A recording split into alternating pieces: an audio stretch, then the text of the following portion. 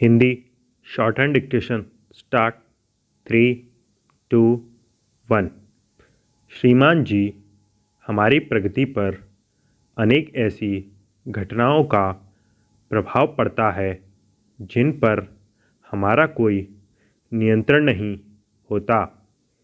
इनमें से कुछ देश में घटित होती हैं, जैसे युद्ध या प्राकृतिक विपदाएं कुछ देश के बाहर घटित होती हैं।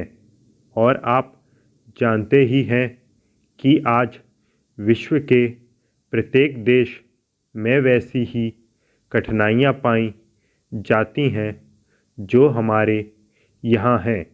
इसके अलावा स्वयं विकास के क्रम में कठिनाइयां पैदा होती हैं, तनाव पैदा होते हैं जिनके पीछे उन निहित स्वार्थ वालों का दबाव होता है जिन पर विकास का प्रभाव पड़ता है।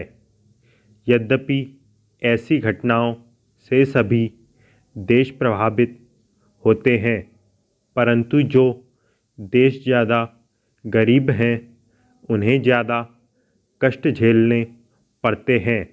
और यह भी दुर्भाग्यपूर्ण सच्चाई है, जैसा कि हम अपने देश में पाते हैं कि अपेक्षाकृत अधिक निर्धन लोगों को कष्टदायक परिस्थितियों का अधिक भाग झेलना पड़ता है। Paragraph change.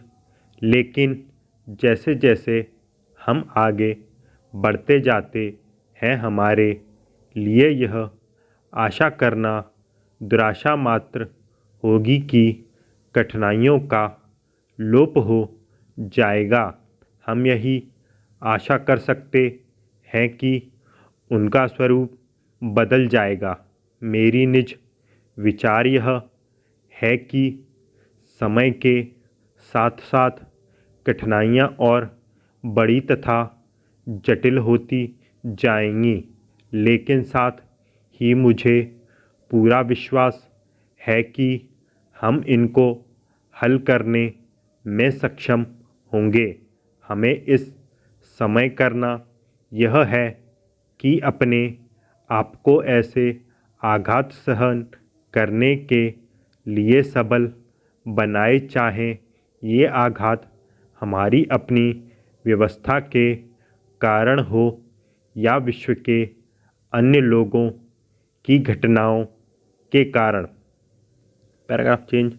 योजना के प्रारूप में यही प्रयास किया गया है। आयोग के उपाध्यक्ष तथा अन्य सदस्यों और अन्य लोगों ने इसे तैयार करने के लिए बहुत परिश्रम किया है। सभी राज्यों के मुख्यमंत्रियों तथा अधिकारियों और केंद्रीय मंत्रालयों के ब्यौरे के साथ विचार विमर्श किया गया है। मैं जानती हूँ कि योजना के सभी मांगें पूरी नहीं होंगी। ऐसा ना पहले हुआ है, ना शायद आगे कभी हो सकेगा। फिर भी उत्पादन के जो लक्ष्य रखे गए हैं उन्हें उपलब्ध करने के लिए बहुत अनुशासन की आवश्यकता है। ऐसे महत्वपूर्ण क्षेत्रों में वृद्धि की गई है जिनसे लोगों की आवश्यकता की चीज़ें और ज़्यादा मात्रा में उपलब्ध हो सकेंगी।